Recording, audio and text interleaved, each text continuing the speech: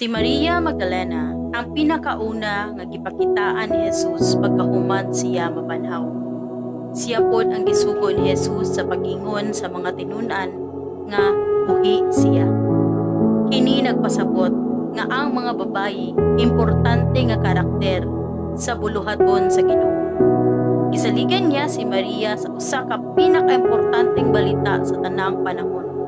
Si Maria Magdalena pod ang giisip nga makasasala sa una. Pero sa grasya ni Jesus, nahimo masaligan og espesyal nga saksi. Diri nato makita nga walay pili si Jesus. Kung andam ka mutuo o musunod, gamiton gyud ka sa Ginoo. Bisan pa unsa pa ka, lalaki o babae. O kung unsa pa man ang imong nahimo nga sala, basta nakita niya ang imong kinasing-kasing na pag-usab sa imong binuhatan. Walay imposible sa kinabuhi sa tawo kung buot kita mag-usab o musunod sa